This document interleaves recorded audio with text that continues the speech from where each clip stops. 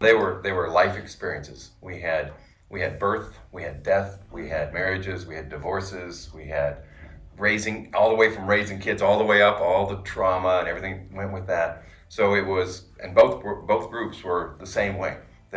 We got to know the other couples in the group very well, and we shared life. We all shared life together, and that really helped when there were bad times in life. That you had people you could go talk to. We cried together a lot.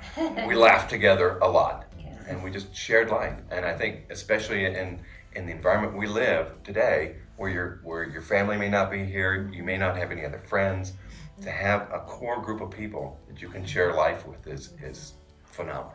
A small group, when you get together on a regular basis and you really get to know each other, you can let your walls down, and say, this is what's bothering me, or this is the good thing in my life, and you can connect with them. Most of us had children, but not all of us.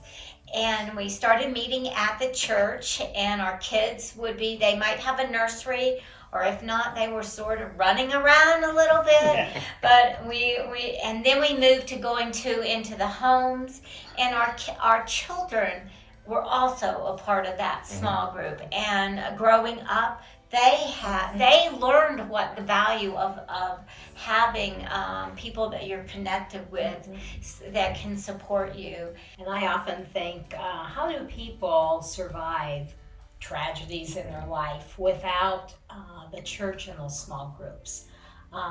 They have come to our aid many, many times through several really difficult times in our lives. And now it's a privilege for us to be able to give that back, to take meals and to sit with people when they're struggling, and to help however we can. There were times when we were going something that was difficult, and you almost felt like you couldn't pray, but you knew everyone around you was praying for you, and that just lifted you up and carried you on. We've never come up with a name. We've never come up with a time we were going to get together. But about every 6 or 8 weeks, we get together over breakfast.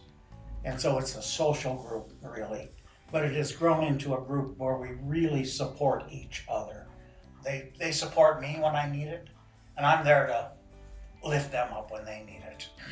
When we had, the kids were younger and everything, we actually went camping together. Wow. We would go to maybe, a play or a theater, just the adults. We would have the kids be babysitting together, that sort of thing. And that was fun. And then with a group that after our kids were gone, we did a lot of social things, like going to the theater or a concert or something like that. So it really does enrich your life in so many ways. That's such a great thing, because at that point the kids know each other, and the babysitters and whatever. Yes. Have a lot of security that you can go away and do something special and know that your family's being taken care of. So.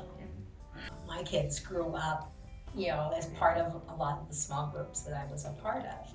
And they'll even today, as adults, say, well, Mom, do you remember when? And so it made an impression on them. And we did a lot of camping together and picnics and games. Exactly. And